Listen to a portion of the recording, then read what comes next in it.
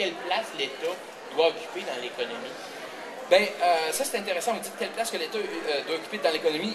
Des fois, on parle de l'État comme s'il était extérieur à l'économie. Bien oui, il est partie prenante. Il est partie prenante de par ses achats. Hein, l'État devient intéressant quand les gens veulent des contrats. Puis ça, on en entend parler beaucoup à RDI de ce temps-ci. Mais l'État a un rôle très important pour s'assurer d'une plus grande équité, d'une plus grande justice dans la société par des mesures de redistribution de la richesse, par des programmes d'assurance, mais aussi tous nos services publics, que ce soit santé, éducation aussi. Ce sont des choses qui... ce sont des acquis importants. Regardez aux États-Unis, quand ces choses-là sont privatisées, il y a plein de gens qui font faillite parce que tout à coup, ils tombent malades. Pourquoi? Parce qu'il n'y a pas de système public d'assurance. Donc, l'État a un rôle important là-dessus. En même temps, on est très clair dans le livre, et là, c'est là où on se distingue de peut-être certains sociodémocrates, où on dit toutes les solutions ne vont pas venir de l'État. Nous, comme citoyens, on ne peut pas juste tout le temps demander que l'État fasse quelque chose pour nous. Des fois, nous, il faut le faire pour nous-mêmes. Ça veut dire s'impliquer dans nos coopératives. Ça peut vouloir dire s'impliquer dans une entreprise d'économie sociale, s'impliquer dans des mesures de développement local et régional qui sont à notre portée. Plein de choses que les gens font déjà, mais on dit tout simplement il en faut plus de ces initiatives-là. Et dans notre livre, il y a, comme je disais, il y a une cinquantaine d'exemples de comment on fait ça, comment on peut, nous, dans notre quotidien, là, c'est pas pour les autres, c'est pour nous, dans notre quotidien, comment reprendre plus de pouvoir sur notre propre économie. C'est intéressant, Pierre, c'est de voir la droite dire on veut un minimum de place. On veut que l'État prenne un minimum de place dans l'économie. Dans le livre, on fait la distinction entre le néolibéralisme comme idéologie. Ça, dans le fond, c'est ce qui est mis de l'avant. Hein? On parle de la liberté de l'entreprise et l'État minimal. Et quand on analyse le système économique réel, on se rend compte que ça ne fonctionne pas comme ça. Premièrement, ce n'est pas la libre entreprise, ça fonctionne bien plus par le modèle des cartels, puis des monopoles ou des quasi-monopoles que d'autres choses. Il y a de moins en moins de concurrence réelle dans le système économique. Et l'autre chose, c'est le rôle de l'État. La droite, ils vont dire qu'ils veulent un État plus petit, ils veulent un État minimal, alors que quand on observe comme il faut, quand on analyse la réalité, on se rend compte que l'État, la grosseur de l'État ne diminue pas sous des gouvernements de droite. Elle reste pareille ou même elle augmente, c'est la fonction qui change. Donc, c'est la même chose, par exemple, le gouvernement Harper est un bon exemple. Quand on leur demande si on peut avoir de l'argent pour les garderies, pour les aînés, pour la santé, ils disent il n'y a pas d'argent. Mais après ça, il n'y a pas de problème, par exemple, pour des avions de chasse qui, premièrement, ne volent pas dans le froid. Et donc, c'est leur choix, c'est les choix. C'est pas la taille de l'État qui distingue la gauche de la droite. Et ça, je sais que ça peut sembler surprenant, mais c'est le résultat de notre analyse. C'est pas la taille de l'État qui fait la différence. C'est la fonction de l'État. C'est les ressources que l'État a, comment est-ce qu'on les utilise? Est-ce qu'on les utilise pour aider le monde dans l'éducation, la santé, dans les investissements locaux, etc.? Ou est-ce qu'on investit dans le militaire ou les coupures d'impôts aux grandes sociétés? L'originalité du livre, parce qu'à gauche, des fois, les gens disent, bon, il y a des gens qui font des livres, qui analysent les problèmes, et ils arrivent avec un modèle. Ils disent, voici la solution. Et il n'y a rien qui est admis à l'extérieur de ça. Alors que notre approche est complètement différente. On dit, l'alternative au modèle économique actuel qui prône une concentration du pouvoir, l'alternative à ce modèle-là, c'est la déconcentration et la démocratisation du pouvoir économique. Mais comment est-ce que ça se fait? Et on n'a pas une réponse unique. On dit qu'il y a plein de façons différentes de le faire. Dans notre livre, on cite Mme Thatcher, qui est décédée récemment, qui disait « Tina, there is no alternative ».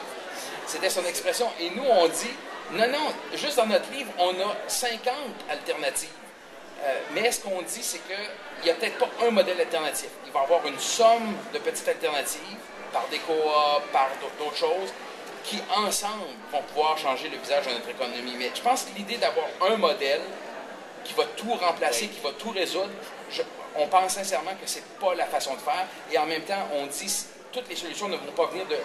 On en parlait hier dans l'informel. Oui. Toutes les solutions ne vont pas venir de l'État non plus. Il y a des choses que l'État doit faire, que l'État peut faire, que le gouvernement peut faire. Et il y a des choses qu'il fait bien, il y a des choses qu'il fait moins bien. Et une partie des solutions vont venir du fait de repenser le rôle du gouvernement, mais la société civile est super importante aussi. On le dit dans le livre, sans aller dans les détails, on dit trop souvent les gens qui s'identifient plus à la gauche, ils sont encore dans un modèle... ils n'ont pas nécessairement adapté le modèle à la réalité d'aujourd'hui. Ils trop souvent ne font juste que prôner un retour. Il faut protéger les acquis, il faut revenir à comme c'était.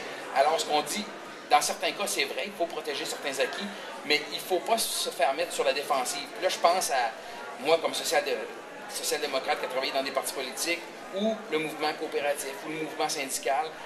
Depuis presque 30 ans, on est sur la défensive. Le discours, c'est presque seulement de défendre les acquis. Je pense que c'est pas mobilisateur de dire on va défendre ce qu'on a.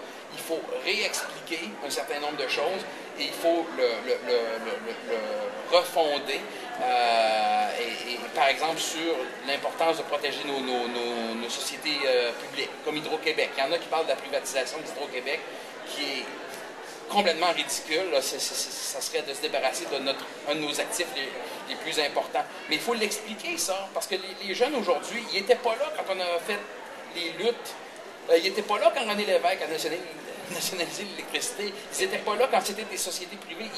Et donc, tout ça, ce qu'on considère comme des acquis, on ne peut pas juste dire on défend les acquis. Il faut réexpliquer.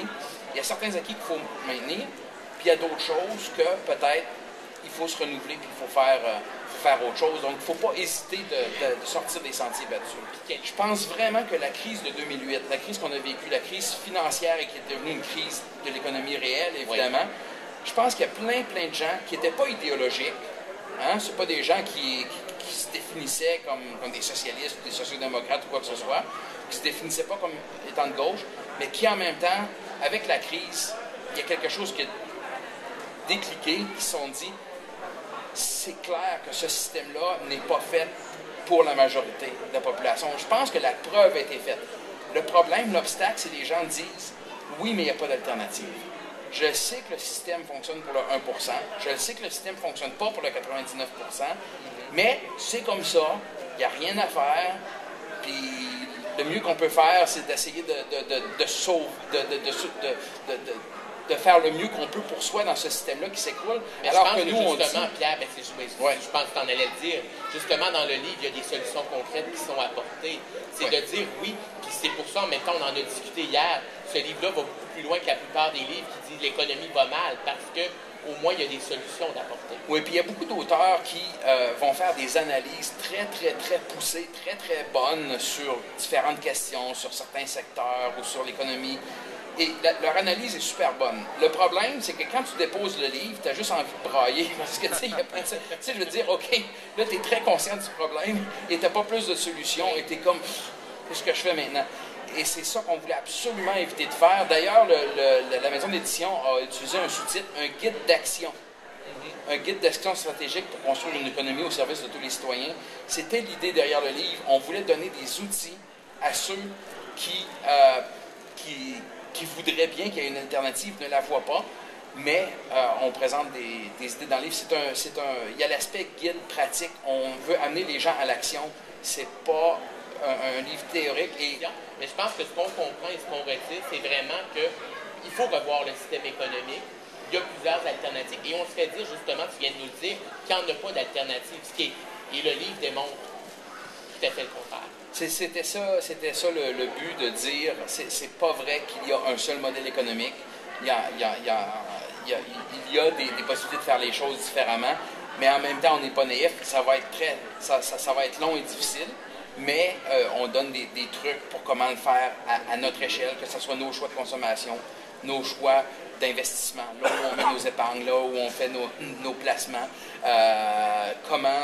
quel choix on peut faire à l'intérieur de ce qu'on a pour avoir quelque chose qui nous sert un peu plus. Parce qu'en même temps, ce qui est inquiétant, c'est vraiment cette division de la gauche. On en a parlé tantôt un peu d'une certaine façon. Les syndicats qui sont supposément à la à la défense des travailleurs, qui des fois vont défendre simplement les salaires. Ils vont oublier qu'il y a bien d'autres aspects que le salaire à défendre dans les conditions de travail. Je pourrais en citer bien d'autres, des organismes communautaires qui ont une cause en commun, mais qui vont travailler chacun de leur côté au lieu de peut-être s'unir. Et c'est un peu, moi, c'est ce discours-là que j'ai trouvé intéressant, parce que si on veut en venir à un changement, je comprends que les gens doivent s'unir. Mais ce qu'on dit en même temps, c'est qu'on présente cette idée de démocratie économique comme étant un peu le concept rassembleur tant des mouvements comme du mouvement coopératif, du mouvement syndical, mais disons des meilleures parties du mouvement syndical, parce que le syndicalisme doit changer aussi, doit continuer d'évoluer.